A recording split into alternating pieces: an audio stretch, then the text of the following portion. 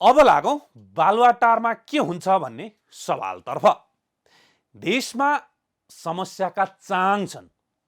समस्या यस्ता छन् कि यी विषयमा प्रधानमन्त्री, मन्त्री, कर्मचारीले विज्ञहरू सहित राखेर 24 घण्टा छलफल गर्नुपर्ने अवस्था छ।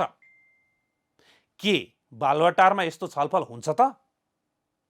नेपाली कांग्रेसका सांसद अमरेश कुमार सिंह भन्नुहुन्छ, बालुवाटारमा उहाँहरू प्रवेश गर्न महिनौं कुर्नुपर्छ, तर बिचौलिया र कमिसन खोरहरू सहजै प्रवेश पाइरहेका हुन्छन्।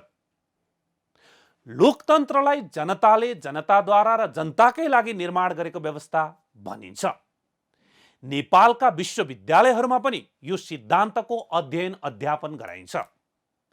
नेपालका राजनीतिक नेतृत्व, मन्त्री, सांसद, कर्मचारी तन्त्र लगायत सबै यसबाट दीक्षित पनि छन्। तर के यो नेपालमा लागू भएको छ त?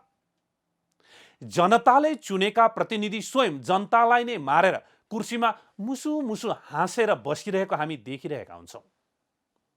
लोकतन्त्र र संघीयता नेपालमा आएको दशकौं हुन लाग्यो, तर जनताले चौतर्फी रूपमा महँगी, अव्यवस्था, बेरोजगारीको सामना गर्नु परिरहेको छ। यसमा समय लाग्छ भनौं भने एकातिर नयाँ व्यवस्था आएकै दशकौं हुन लागिसक्यो, अर्कोतर्फ सुशासन दिन त समय नै लाग्दैन नि।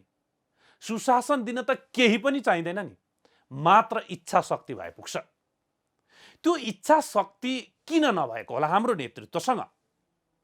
नेपालमा थुप्रै पटक व्यवस्था फेरियो र हरेक पटक व्यवस्था फेर्दा नेतृत्वले के भन्यो भने हाम्रो देशमा भ्रष्टाचार भयो, कमिसन तन्त्र मौलायो, आसेपासे र बिचौलियालाई नेतृत्वले पोस्ने काम गरे, त्यस विरुद्ध जनतालाई सङ्घर्षमा उतार्ने अनि आन्दोलन सफल भएपछि आफूहरू त्यही काम गर्ने चाहिँ किन गरिरहेका छन् नेताहरूले? जनताले जे नगर भन्छ त्यही किन गर्छ सरकार? अर्कोतर्फ जनताकै लागि बनेको सरकारले जनताकै काम नगर्ने कुरा, काम नगर्ने कुरा नसुन्ने हो भने कसले सुन्छ? यो प्रश्न तिर्सिन्छ। नेपालमा व्यवस्था फेरिए पनि जवाफदेही सरकारको सदैव अभाव रहँदै आएको छ। जनतालाई राहत दिन सक्दैन भने के चाहिँ दिन्छ त यो सरकार? अब बुदागत रूपमै कुरा गरौँ।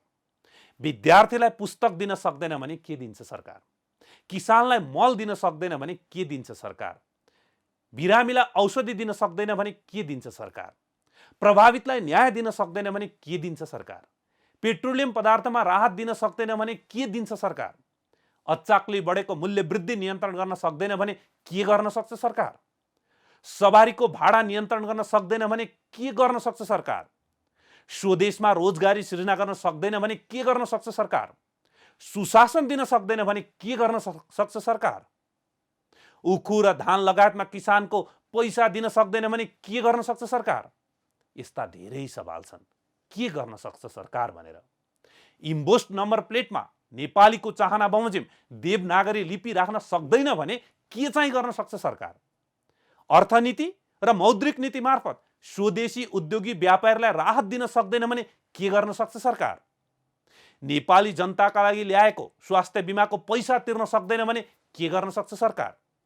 शिक्षा, स्वास्थ्य, रोजगार वा भनौं सामान्य घाँस बाँस कपास दिन सक्दैन गरिब नेपाली जनतालाई भने के दिन सक्छ सरकार? न्यायालयमा न्याय बिक्री नियन्त्रण गर्न सक्दैन भने के गर्न सक्छ सरकार? छुवाछुत र जातपातका नाममा हत्याकाण्ड मच्चाउँदै हिँड्नेलाई सजाय दिन सक्दैन भने के गर्न सक्छ सरकार? बालुवाटार यी सबै विषयमा गम्भीर भएर घोत्लिने ठाउँ हो कि नेपाली कांग्रेसका सांसद अमरेश कुमार सिंहले भने जस्तो 24 घण्टा बिचौलिया र कमिसन खोरहरूसँग मोजमस्ती गर्ने ठाउँ हो? के कहिल्यै यी माथिका गम्भीर विषयमा बालुवाटारमा ठोस छलफल भएर निष्कर्ष निकालिएको छ? किन हरेक वर्ष एउटा बालक विद्यार्थीले यो सरकारले हामीलाई कहिल्यै पुस्तक समयमा दिँदैनन् भन्ने तितो र रिस उठ्दो यथार्थ भोग्दै हुर्कनु परेको छ? किन एउटा किसानको सन्तानले मेरो बाआमाले दुःख गरेर उब्जाएको कृषि उपजको यो सरकारले उचित मूल्य दिँदैन भन्ने सुन्नु परेको छ? किन हरेक वर्ष किसानले यो सरकारले मल नदिएका कारण खेतमा हुनुपर्ने असारको समयमा काठमाडौँको माइती घरमा रोएर बस्नु परेको छ? किन हरेक वर्ष किसानले धान र उखु लगायतका उपजको मूल्य समयमा नपाएको भन्दै आन्दोलन गर्नु परेको छ। काम आफू नगर्ने अनि अमुक शक्ति देखाएर जनता तर्साउने के यस्तै हुन्छ लोकतन्त्रको सरकार? संविधान बनेको 7 वर्ष पुग्न लाग्यो, गणतन्त्र आएको 14 वर्ष पुरा भइसक्यो। के अझै पनि जनता झुक्काउन संविधान र व्यवस्थामाथि खतरा छ भन्दै भाषण गर्न नेताहरूलाई लाज लाग्दैन? जनताको काम नगर्ने, यही व्यवस्थामा आफू मोजमस्ती गर्ने अनि जनतालाई चाहिँ व्यवस्था जान लाग्यो भनेर तर्साइरहने नेकपा माओवादी केन्द्रका अध्यक्ष पुष्पकमल दाहाल प्रचण्ड र नेकपा एसका अध्यक्ष माधव कुमार नेपाल संविधानमाथि प्रहार भइरहेको र यसलाई जोगाउन गाह्रो परिरहेको बताउँदै हिँडिरहनु भएको छ। यो कसलाई भनेको? संविधान बमोजिम शासन सत्ता र पार्टी नचलाउने आफै अनि दोष अदृश्य शक्तिलाई दिएर उम्कने? सत्ता गठबन्धन भन्छ, केपी ओलीले देशलाई प्रतिगमनतर्फ लैजान खोजेकाले हामीले जोगायौं। नेकपा एमाले भन्छ, सत्ता गठबन्धनले देशलाई प्रतिगमनतर्फ लैजान खोज्यो। अब भन्नुहोस् दोषी को? दोषी त सबै हुन् नि, तर तपाईँ हामीलाई झुक्क्याउन एक अर्कालाई दोष दिन्छन्। जनता सडकमा मरिरहन्छन्, बालुवाटारमा बिचौलिया रमाइरहन्छन्, संसदमा सांसद कराइरहन्छन्, सडकमा नागरिक नारा लगाइरहन्छन्, सामाजिक सञ्जालमा हरेक व्यक्ति कराइरहन्छन्, तर सरकार सुन्दैन।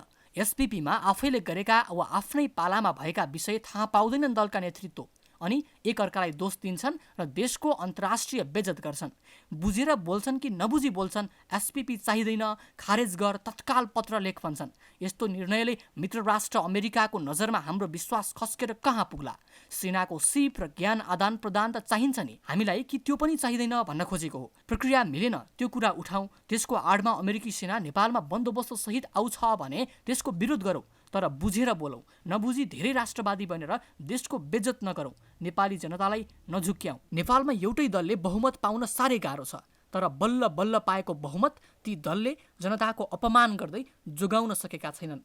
के सदैव सत्ता, कुर्सी अनि कमिसन र पैसा थोपार्न मात्रै पदको प्रयोग गर्ने हो? वर्तमान प्रधानमन्त्री कतिपटक प्रधानमन्त्री भइसक्नुभयो अनि अझै कतिपटक हुने ज्योतिषीको घोषणा छ, तर कुनै एक पटक उहाँको कार्यकालमा सुशासन भयो? के कुनै एक कार्यकाल बालुवाटार बिचौलिया र कमिसनखोर मुक्त भयो? के अहिले पनि उहाँलाई थाहा नभई मध्यरातमा बजेटमा चलखेल भयो होला?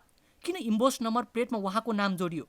किन सेनेटरी प्याडमा उहाँकै नाम जोडियो? मध्यरातमा अनाधिकृत रूपमा बजेट चलाउँदा होस् या दिन दहाडै मन्त्रीले घरमै गएर नागरिक कुट्दा होस् वा अश्लील गाली गलौज र हातपात गर्दै मन्त्री हिँड्दा होस्, कतै कारबाही हुँदैन। सत्ताको अङ्कगणितका नाममा उन्मुक्ति पाउने कस्तो व्यवस्था हो यो? पार्टीको नेता कार्यकर्ता भए सबै कुरामा उन्मुक्ति, कानुन पनि नलाग्ने? यस्तो उन्मुक्ति त राणा शासनको पालामा उनीहरूले मात्र पाउँथे। के अहिले त्यस्तै व्यवस्था हो? झन् गठबन्धनको भए त सत्ता ढल्छ भनेर तै चुप मै चुप।